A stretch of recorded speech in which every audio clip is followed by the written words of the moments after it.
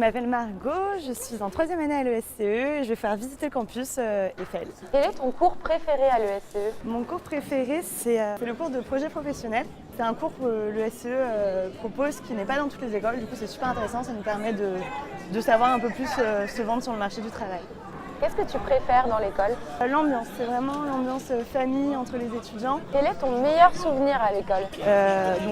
Quand j'étais en première année, j'étais du coup dans une liste BDE et on a gagné, on est devenu BDE pendant 1 an et c'était vraiment l'expérience qui m'a le plus marquée. Est-ce que tu as un projet professionnel? Mon projet professionnel, ça se m'oriente vers les ressources humaines. Alors là, en fait, on est au premier étage de la partie vraiment ESCE, donc c'est toutes les salles qu'on appelle EM. Et en fait, au bout du couloir là, on a un media center qui est en fait une salle de travail. Est-ce que vous avez un QG dans le quartier? Alors oui, on a un QG, c'est un café qui est vraiment au bout de la rue, à l'angle de la rue, on y va souvent en fin de journée. Quel est ton jour préféré de la semaine? Le vendredi. Et pourquoi? Parce que c'est le week-end, en général c'est vrai que c'est la journée où on a le moins de cours. Donc là, c'est un cours de supply chain. Je pense que les étudiants sont en petits groupes pour travailler sur des projets de groupe, ce qu'on fait beaucoup à l'école. Qui est ton professeur préféré? Mon professeur préféré, c'est mon professeur d'espagnol, monsieur Inela.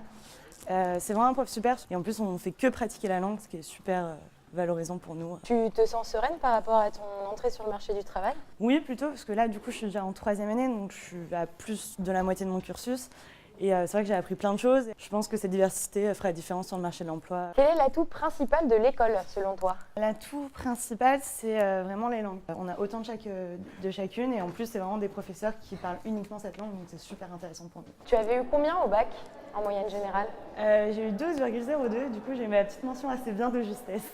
Tu te rappelles des épreuves du concours que tu avais passées? Oui, il y avait une épreuve de synthèse où il faut faire une synthèse de plusieurs textes. Après, il y a une petite épreuve de logique numérique, une petite épreuve de logique générale et après des épreuves de langue classique et des entretiens après pour les différentes écoles.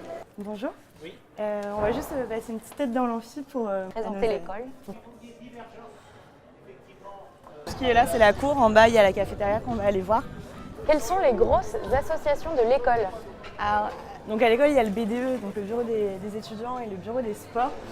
C'est des associations à part entière, mais c'est vraiment celles qui vont gérer la vie sur le campus. Après, les deux grosses assos, c'est les voiles de l'ESCE et les flèches de l'ESCE qui participent à des coupes du monde étudiantes importantes au cours de l'année. Donc qu'est-ce que vous faites dans la cafette à part manger? Alors du coup, effectivement, dans la cafette, c'est pour le déjeuner. On peut y travailler en dehors des heures de déjeuner. Là, en l'occurrence, il n'y a pas trop de monde.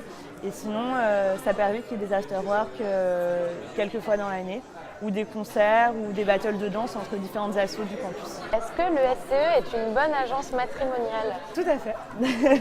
Moi qui suis en 3e année, la majorité de mes amis, on est tous en couple aujourd'hui, et tous avec des personnes de l'école. Il y a plus de garçons ou il y a plus de filles? Alors sur ma promo, nous on est environ 600, on est vraiment moitié-moitié, enfin à quelques étudiants près.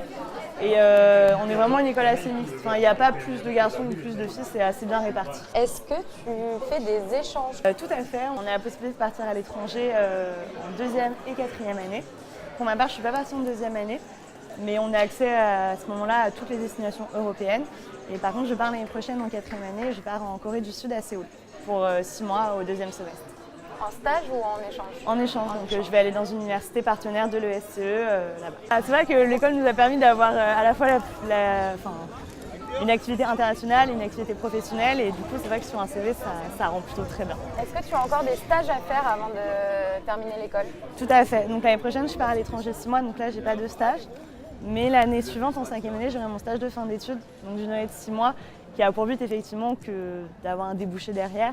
Et donc c'est le dernier stage qui me reste aujourd'hui. Du coup je vais vous emmener voir aussi l'incubateur, qui est juste au bout de la cour en fait, et c'est un lieu où des étudiants qui ont été sélectionnés en 5e année peuvent développer leurs projets et l'école leur en donne les moyens. Là on peut voir les différentes startups du coup qui sont le fruit de cet incubateur. Ouais. Bonjour. Très confortable, tout à fait, je comprends. Bonjour. Bonjour. Ce que j'aime le plus dans cette école, c'est l'ambiance entre les étudiants et le fait de rencontrer perpétuellement plein de nouvelles personnes. Et c'est vraiment agréable de travailler sur des projets de groupe, d'être aidé, d'avoir un soutien. Et je pense que pendant ces études, c'est vraiment quelque chose de fondamental. Merci beaucoup Margot. De rien. Bonne journée. Au revoir. Au revoir.